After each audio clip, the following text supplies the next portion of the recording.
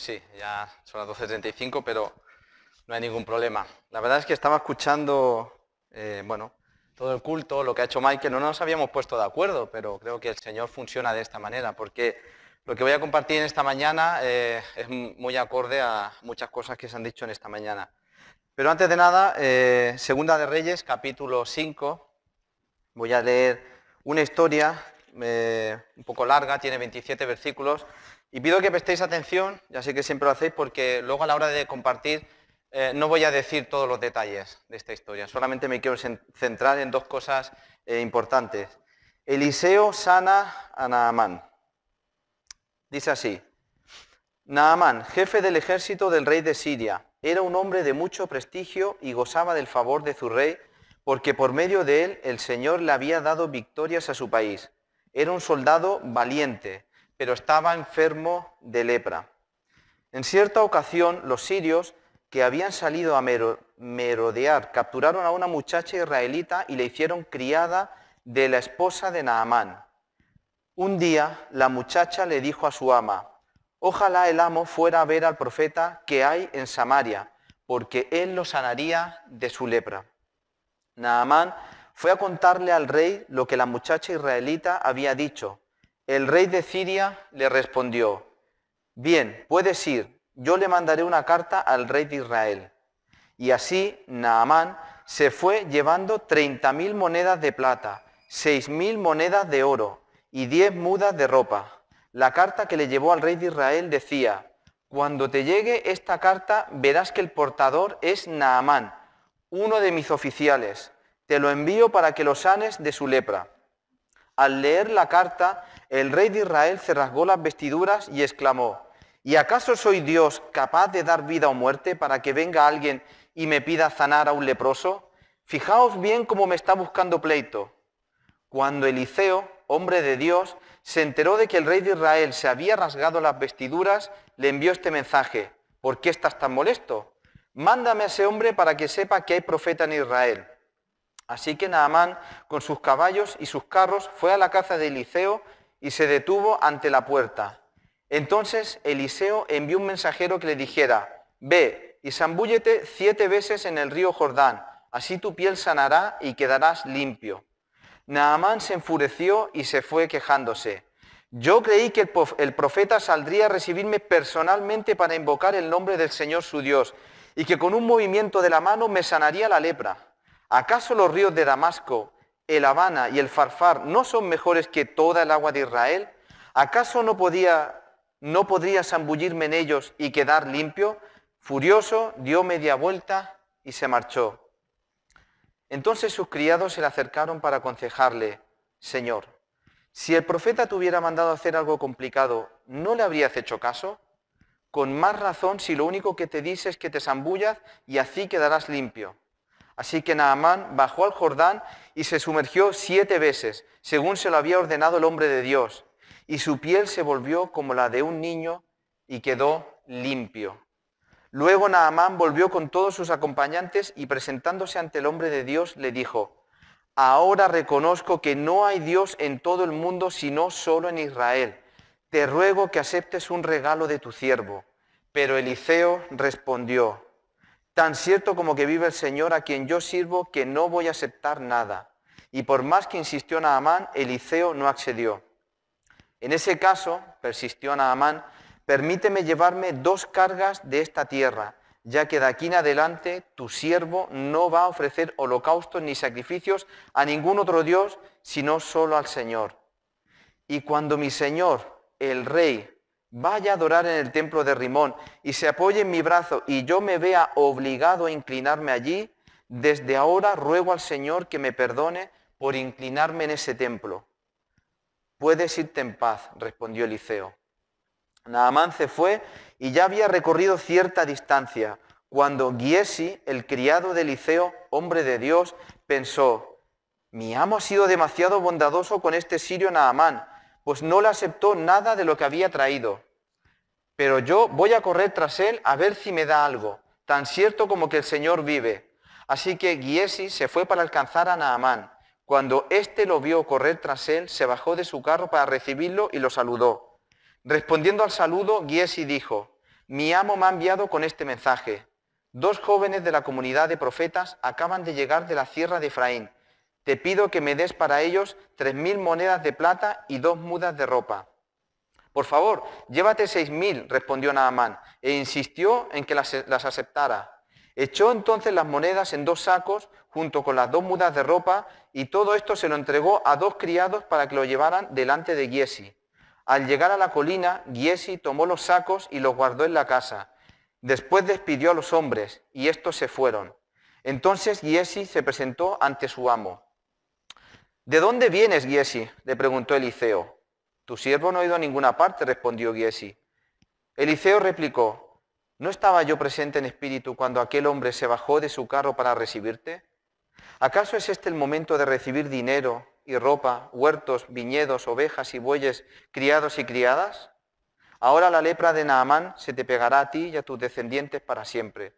No bien había salido Giesi de la presencia de Eliseo, cuando ya estaba blanco como la nieve por causa de la lepra. Y la verdad, hermanos, es que esta historia es muy conocida. Es una historia de escuela dominical. Yo de pequeño ya me la habían explicado alguna vez en la iglesia y probablemente todos los que estemos aquí seguramente hemos escuchado esta historia más de alguna vez. Naamán, la curación de Naamán, la curación de su lepra. Y como he dicho antes, esta historia nos deja muchísimas enseñanzas, pero en esta mañana me quiero centrar sobre todo en 2 cosas. Me quiero centrar en la salvación, la conversión de Naamán y en el siervo de Eliseo, en Giesi. El hombre que pudo ser, lo que pudo ser y no fue. Pudo llegar a ser algo muy importante y no llegó a ser. Fracasó. Así que en primer lugar me voy a centrar en la conversión de Naamán. Y sin lugar a dudas, aquí lo más importante es la conversión de un hombre, mucho más importante que la curación de su lepra. Es más, podemos decir abiertamente que la lepra, que es una enfermedad realmente terrible, una enfermedad que sobre todo no tiene cura y que al final produce la muerte, para Naamán fue una bendición, un medio para salvar su alma, que era lo realmente más importante. Su alma de la lepra del pecado, si me permitís la comparativa, aparte de la curación de su propia lepra, de su cuerpo. Y en primer lugar, lo que podemos ver aquí es la misericordia de Dios. La misericordia de Dios no entiende ni de raza, ni de prejuicios, ni de cultura, ni de situación económica, ni nada de eso. Ya lo dice Juan 3:16. De tal manera amó Dios al mundo, no solamente a un pueblo. Y esto es así. Y mirad, Jesús mismo recordó a los judíos esta curación. Cuando el Señor comenzó su ministerio en la tierra, después de la tentación en el desierto, ocurre esta escena que todos conocemos. Cuando en la sinagoga Él lee el pasaje de Isaías 61, 1, 2, dice, el Espíritu del Señor, Dios está sobre mí porque me ha ungido el Señor para traer buenas nuevas a los afligidos. Me ha enviado para vendar a los quebrantados de corazón, para proclamar libertad a los cautivos y liberación a los prisioneros, para proclamar el año favorable del Señor. Así comenzó Jesús su ministerio. Y desde un primer momento les va a dejar claro a los judíos que no solamente vino por ellos, no solamente vino a salvarlos a ellos, sino que vino a salvar a todo el mundo. Y para ello les recuerda esta curación de Naamán. Y en Lucas 4:27 dice, y muchos leprosos había en Israel en tiempos del profeta Eliseo, pero ninguno de ellos fue limpiado, sino Naamán el sirio. Jesús les recuerda esta historia a los judíos para que entiendan que el Señor no solamente viene a por ellos, no solamente los va a salvar a ellos, sino que su salvación, su misericordia es universal, es para todos aquellos que la quieran, que la deseen. Y en este caso el Señor muestra su misericordia al amar a un hombre que era enemigo natural de Israel. Y para ello tiene un plan específico con Naamán. El Señor, mirad, permite dentro de su providencia que los sirios secuestren a una muchacha hebrea, como ya hemos leído, la cual la ponen a servir en casa de Naamán. Este hecho sería el primer paso para su cambio. Al final hablaremos un poco acerca de esta chica, que mostró misericordia en vez de venganza. Después de oír que en Israel hay un profeta que puede curarle y de hablar con su rey y ser autorizado por él para ir a Israel a ver a este profeta, empieza su cambio. Pero antes tiene que entender que delante de Dios, él, al igual que todos nosotros, no somos nada. Y tiene que entender sobre todo que no conoce a Dios. Que no conoce a Dios. Mirad, Naamán dice en versículo 1 que era jefe del ejército del rey de Siria, era un hombre de mucho prestigio, gozaba del favor de su rey porque por medio de él el Señor le había dado victorias a su país. Era un soldado valiente. Y he leído esto porque no quiero que se malinterprete. No es que sea malo ser importante, ser alguien influyente en la sociedad en la que vives. No es pecado o tener dinero. Es más, el versículo dice, el Señor le había dado estas cosas a Naamán. Y tampoco su problema principal era su orgullo. A pesar de la posición favorable que tenía, al tener lepra, yo creo que eso le hacía tener los pies en la tierra. En el fondo se daba cuenta de su fragilidad. Y digo esto, hermanos, por detalles como que escuchó a la sierva de su esposa, si fuera tan orgulloso no le hubiese hecho ni caso, y cuando Eliseo le dice que se vaya, que se lave en el río Jordán, etcétera, ya lo hemos leído, y él se niega enfurecido, un hombre orgulloso. Nuevamente escucha a sus siervos. O sea que en el fondo no era tan orgulloso como aparenta.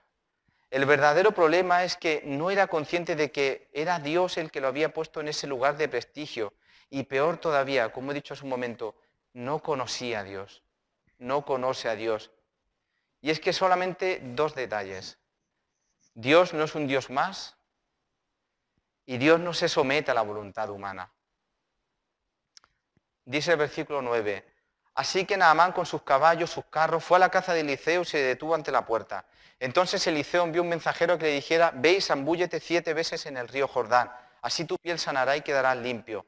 Naamán se enfureció y se fue, quejándose.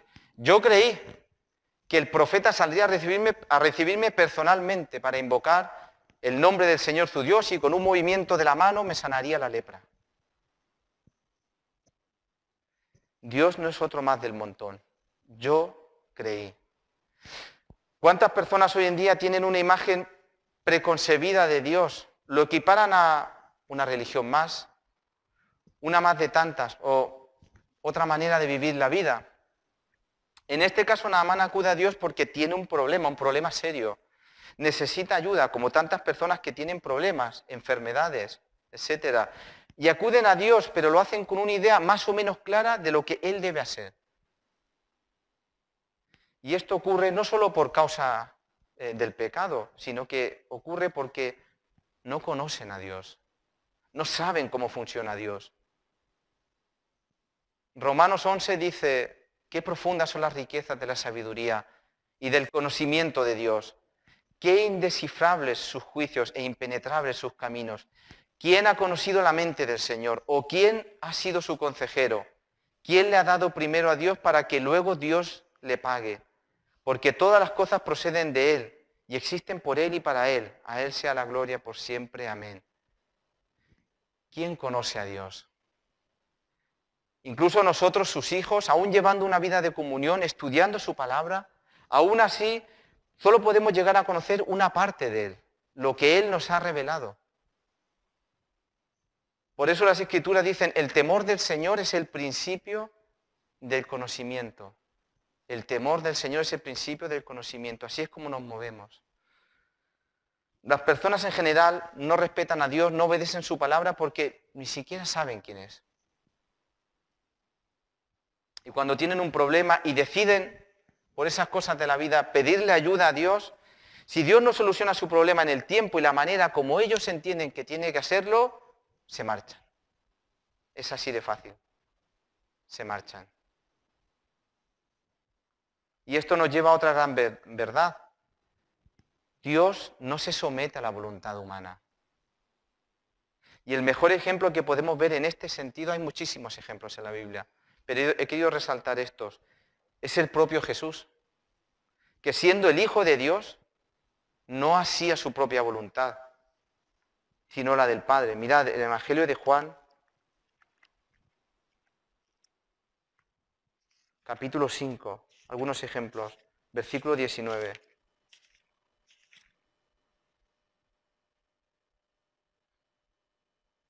Entonces Jesús afirmó: ciertamente os aseguro que el Hijo no puede hacer nada por su propia cuenta, sino solamente lo que ve que su Padre hace.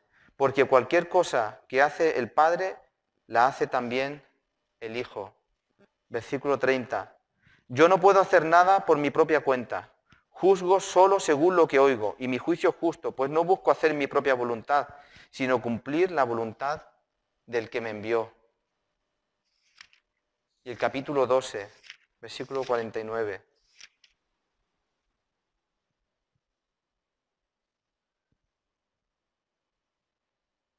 Yo no he hablado por mi propia cuenta, dice Jesús. El Padre que me envió me encargó qué decir y cómo decirlo.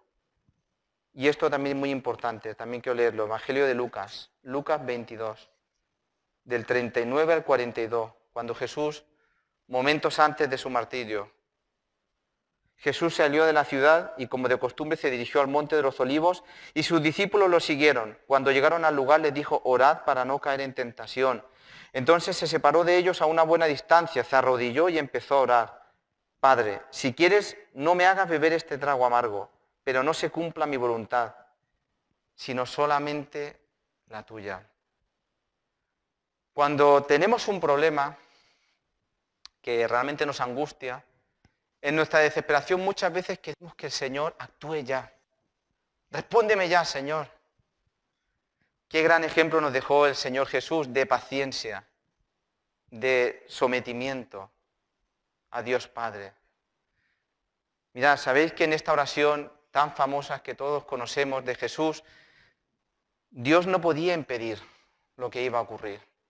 Podía hacerlo, claro que podía hacerlo, pero si de haberlo hecho nosotros no estaríamos aquí, no tendríamos esperanza, no tendríamos ningún tipo de salvación. Y muchas veces nos toca pasar por situaciones difíciles y parece que Dios no está, o al menos no nos ve. Pero hay que entender que todo tiene su propósito, que las dificultades son la mejor manera de fortalecer nuestra fe, por ejemplo. Pero aún así, si el Señor nos permite pasar por momentos difíciles, su promesa es que Él no nos dejará solo. Estará allí, será nuestro refugio y nuestro consuelo. El Señor no pudo evitar el martirio de Jesús, pero sí podía ser una cosa. Seguimos leyendo. Entonces se le apareció un ángel del cielo para fortalecerlo.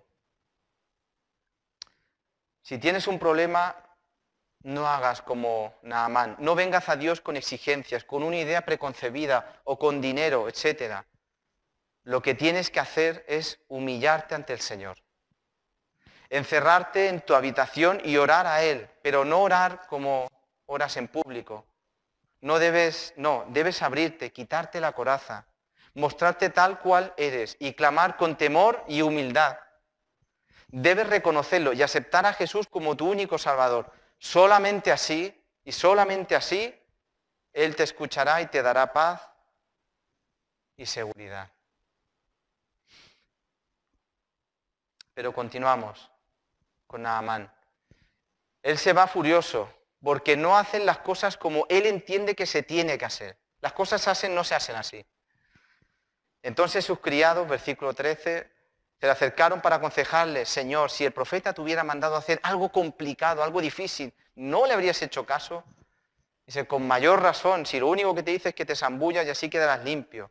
Y entonces vemos como Naamán finalmente escucha el sabio consejo de sus siervos, va, se zambulle y se cura. Ahora reconozco que no hay Dios en todo el mundo, sino solo en Israel.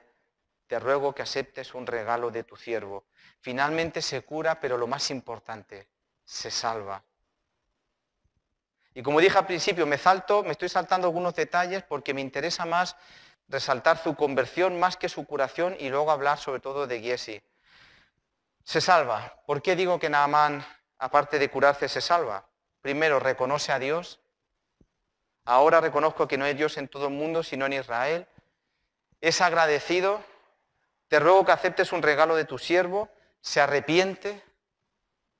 Cambia. Versículo 17. Permíteme llevarme 2 cargas de esta tierra, ya que de aquí en adelante tu siervo no va a ofrecer holocausto ni sacrificios a ningún otro Dios, sino solo al Señor. Él se arrepiente. Él entiende que el Dios de Israel no es otro Dios más. No es otro ídolo más. No, él entiende que Él es el único Dios. Y por último, él busca dirección, busca perdón. Versículo 18. Y cuando mi señor el rey vaya a adorar en el templo de Rimón y se apoye en mi brazo y yo me vea obligado a inclinarme allí, desde ahora ruego al Señor que me perdone por inclinarme en ese templo. Él es consciente de que esto ofende a Dios, pero por su posición de Estado general se ve obligado a hacerlo, así que pide dirección. Y recibe respuesta. Puedes irte en paz. Puedes irte en paz. No pasa nada, le dice Eliseo. Y hasta aquí la historia es perfecta. Hasta aquí es una historia muy evangelista. Es una historia realmente hermosa, hermanos. Pero nos vemos obligados a hablar de Giesi. Cuando esta historia no hace mucho se la leí a mis hijas, cuando llegué al siervo de Eliseo, a Giesi, y lo leí, pensé dentro de mí, qué terrible, qué manera qué final más duro, coger la lepra de Naamán. Y eso me hizo un poco pensar y intentar entender por qué ocurrió esto. ¿Por qué ocurrió esto con Giesi? Lo que pudo ser y no fue. Mirad, ¿quién era Giesi? Al igual que Eliseo, Eliseo era el siervo de Elías. ¿Os acordáis del profeta Elías? Eliseo era su siervo. Y cuando Elías fue llevado al cielo, Eliseo quedó ocupando su lugar. Y de la misma manera, Giesi era el siervo de Eliseo. Y era su posible sucesor el día de mañana. Era el que estaba llamado a suceder a Eliseo. Y no debemos confundirnos con la palabra siervo. Suena poco importante, pero en realidad Giesi estaba en un lugar de mucho honor. Él era el hombre de confianza de Eliseo. Había visto grandes milagros. Si leéis 2 capítulos más atrás, a partir del capítulo 4, veréis que hay muchas historias donde sale Giesi y por el capítulo 6 y 7 también. El milagro de la mujer sunamita, la resurrección de su hijo, entre otras cosas. Él fue testigo de estos milagros. Eliseo, tened en cuenta, perdón hermanos, él era el hombre de confianza de Eliseo. Y digo de Eliseo porque Eliseo en ese momento era la persona, espiritualmente hablando, más importante. En nuestra historia muchas veces leemos Eliseo, el hombre de Dios. El hombre de Dios. Él era Giesi, un hombre llamado a suceder a Eliseo. Y en el fracaso de Giesi hay una advertencia a la iglesia, a todos los creyentes, a cada uno de nosotros. Por eso me interesa mucho su historia. Dice Lucas 17, del 1 al 2, palabras de Jesús. Luego dijo Jesús a sus discípulos, los tropiezos son inevitables, pero hay de aquel que los ocasiona.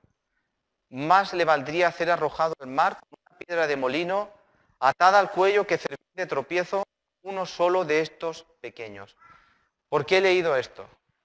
Naamán se acaba de convertir al Evangelio. Es pequeño, es un recién convertido. Es una persona, vamos a decirlo, aunque él era muy fuerte, es una persona frágil en el Evangelio. Y en esta historia, Giesi es una piedra de tropiezo. Es una piedra terrible de tropiezo. Imaginaos Naamán después de lo que ha pasado imaginaos él cuando se enterase de lo que había hecho Giesi. Imaginaos que habrá pensado, pero esto es mentira, entonces son todos unos falsos. O sea, Giesi realmente había sido una piedra de tropiezo. Y la pregunta es, ¿por qué fracasa? Y esa es la pregunta que quiero intentar analizar y bajo ese prisma que pensemos cada uno de nosotros. Porque mirad, hermanos, Ninguno de nosotros estamos libres de caer en lo mismo. Todos los hijos de Dios podemos caer en lo mismo. No se trata de, no sé, que alguien diga, bueno, eso se tiene que cuidar el tesorero de la iglesia, que es el que maneja el dinero. Ese sí que tiene que tener cuidado. Bromas aparte, realmente todos podemos caer en lo mismo. Y una respuesta rápida sería por ambición, amor al dinero. Era muy tentador recibir toda esa cantidad de dinero caída del cielo. Además, no son riquezas robadas o que él las haya buscado. Se las están regalando en agradecimiento. Casi que es una descortesía no aceptarlas. Y sí, podemos decir abiertamente que este es un motivo por el cual no solo Giesi cayó, sino que muchos hoy en día tristemente caen. 1 Timoteo 6:10 dice, porque el amor al dinero es la raíz de toda clase de males. Por codiciarlo, algunos se han desviado de la fe y se han causado muchísimos sinsabores. Este versículo realmente es duro porque que por amor al dinero mucha gente pues sufra, como dice aquí, han sido traspasados, dice la Reina Valera, de muchos dolores. Vale, pero es que dice, se han apartado de la fe.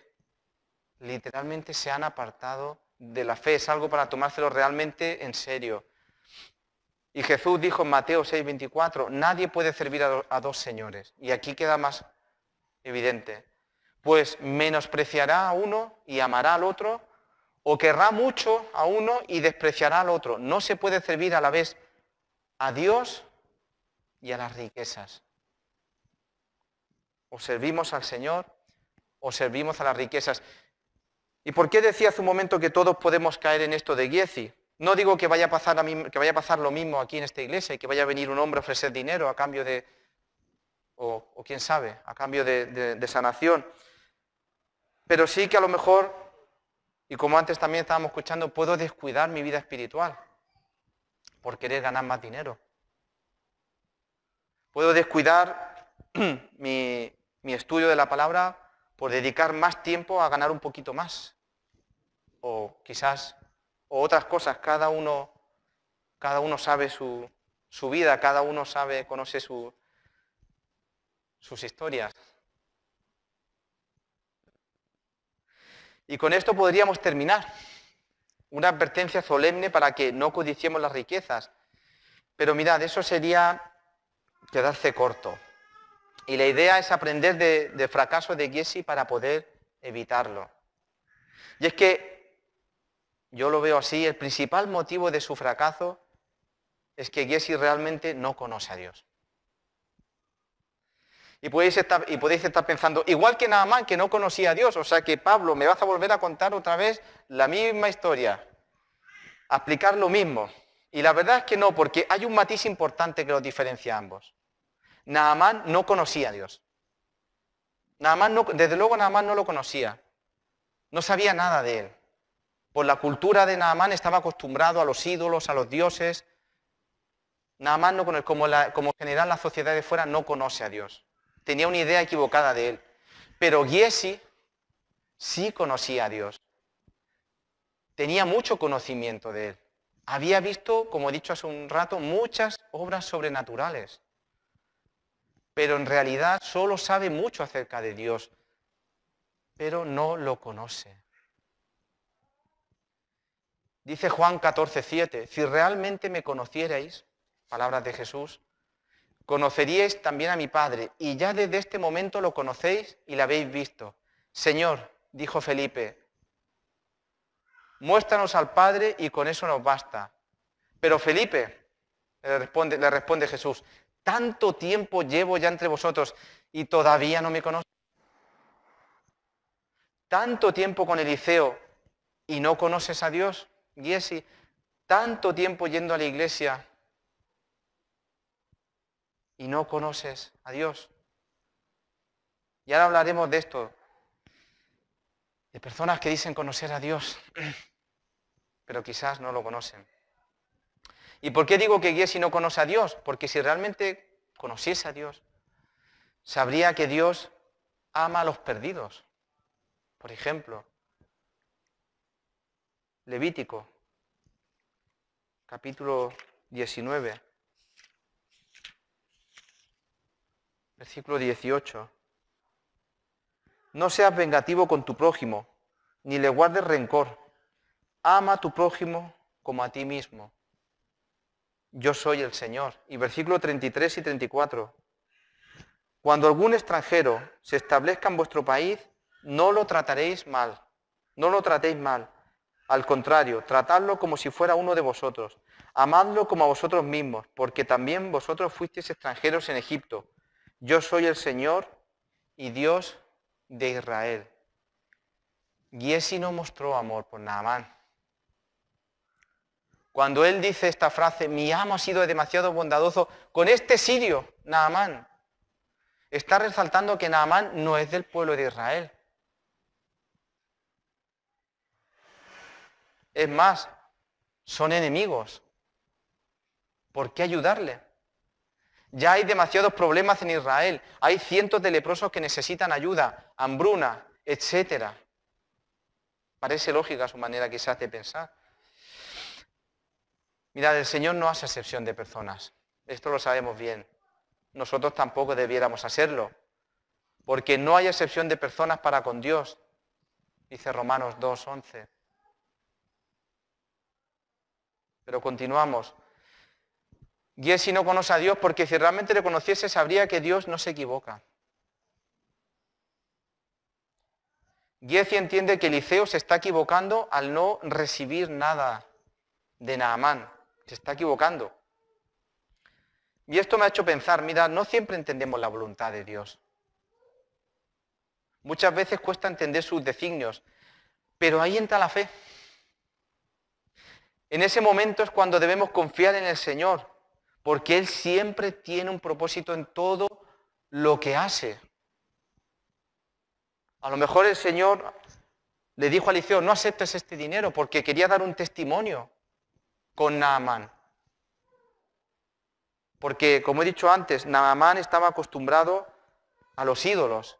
Y tú cuando ibas a un templo, a un ídolo, a pedirle algo, lo que tenías que hacer era pagar primero. Dejabas ahí tu dinero y entonces pedías lo que quisieras. Y Dios no era un ídolo. Por ejemplo. O que a lo mejor si aceptaba el dinero, quizás el testimonio que se iba a dar en Siria era que en Israel hay un profeta que puede ayudarnos, pero tenéis que pagar y entonces ya, yo qué sé. La cuestión es que Dios no quería que Eliseo aceptase ese dinero. Mirad, Isaías 55:8 dice, porque mis pensamientos, dice el Señor, no son los vuestros, ni vuestros caminos son los míos, afirma el Señor. Mis caminos y mis pensamientos son más altos que los vuestros, más altos que los cielos sobre la tierra. El Señor sabe lo que hace, y Giesi debería saberlo, pero Él entiende que su justicia está por encima de la justicia de Dios. Eso es lo que entiende Giesi.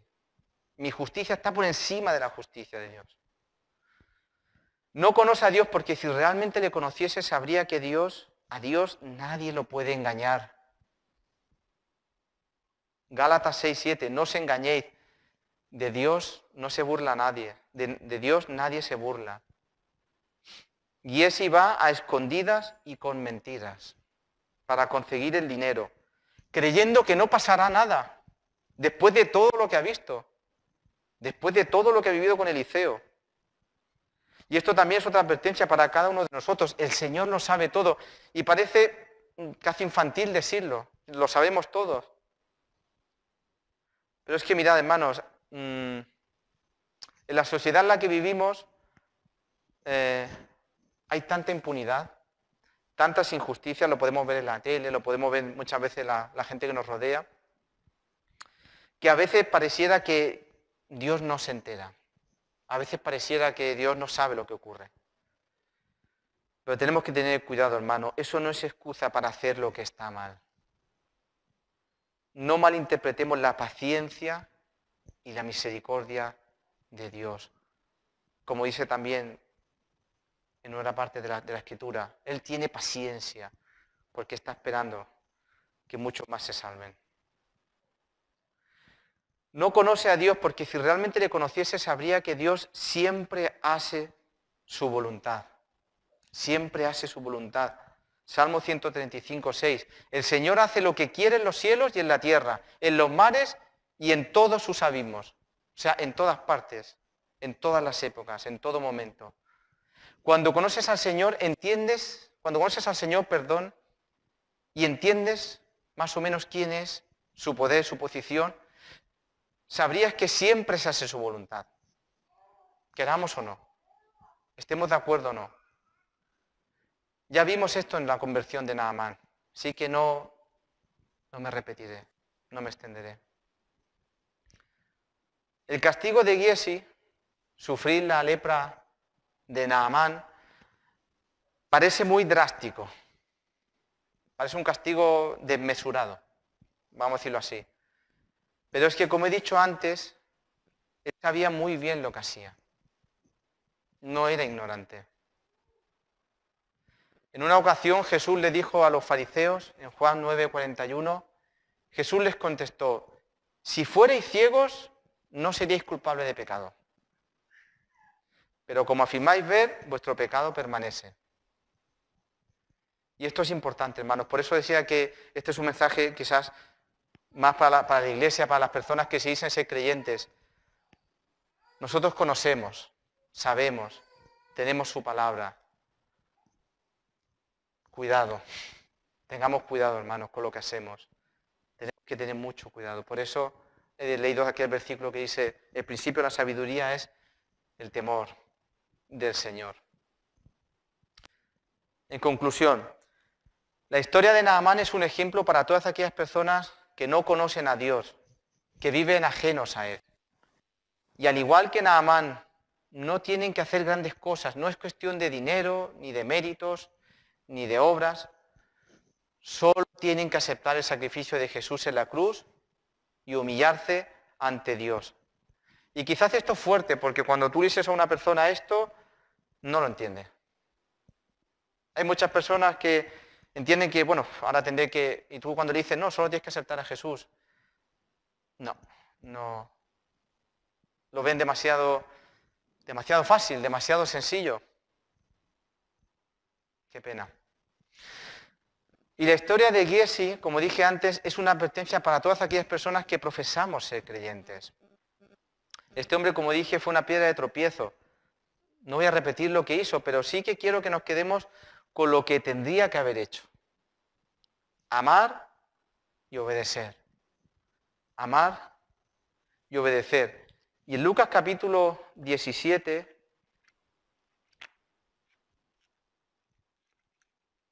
Lucas capítulo 17, antes he leído los primeros versículos cuando hablaba acerca de las piedras de tropiezo, pero el versículo 7 al 10 es muy interesante, palabras de Jesús. Supongamos que uno de vosotros tiene un siervo que ha estado arando el campo o cuidando las ovejas. Cuando el siervo regresa del campo, ¿acaso se le dice, ven enseguida a sentarte a la mesa? ¿No se le dirá más bien, prepárame la comida y cámbiate de ropa para atenderme mientras yo ceno, después podrás cenar tú? ¿Acaso se le darán las gracias al siervo por haber hecho lo que se le mandó?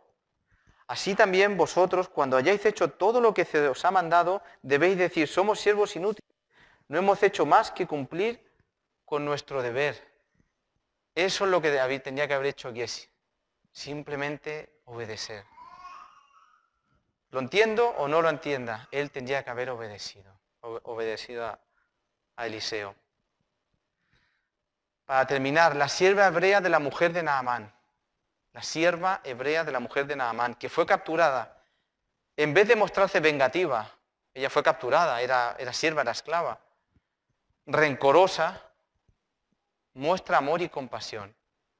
Ella sí que hizo lo que tenía que hacer, al decirle a Naamán que Dios podía curarle. Ella se podía haber quedado callada, pero ella sí que hizo la voluntad de Dios. Aprendamos de ella. Que Señor los bendiga.